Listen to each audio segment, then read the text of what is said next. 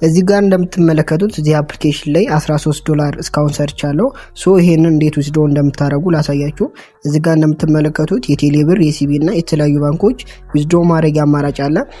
እኔ ግን ማውጣት የምፈልገው በባይናንስ ስለሆነ እዚህ ጋር ነክቼ በባይናንስ አደርገዋለሁ። ከዛም በመቀጠል እዚህ ጋር ማውጣት የምፈልገው በባይናንስ ነው አደረኩ። ከዛም በመቀጠል ማውጣት የምትፈልጉትን መጠን አስገቡ ይላችኋል። እኔ ማውጣት የምፈልገው 1 ሚሊዮን ነው። ስለዚህ 1 ሚሊዮን አስገባለሁ ማለት ነው። ከዛም በመቀጠል እዚህ ጋር የባይናንስ አይዲ አስገባ ይለኛል። የባይናንስ አይዲን እዚህ ጋር የምትመለከቱ መልኩ አስገባለሁ። እዚህ ጋር ስም አስገባ ይለኛል። የባይናንስ ስሜን አስገባለሁ። ከዛም በመቀጠል እዚህ ጋር ዊዝድሮ የሚለውን ትነኩታላችሁ። ከዛም እዚህ ጋር ኮንፊርም ትሉታላችሁ። በመቀጠል ፓስዋርድ አስገቡ ይላችኋል። ፓስዋርዳችሁን ታስገባላችሁ። ከዛም ኮንፊርም ማለት ነው። እንደምትመለከቱት ኦፕሬሽን ሰክሰስፉል ብሎ $10 ቆርጦ አሁን $3 ነው ያለ ማለት ነው።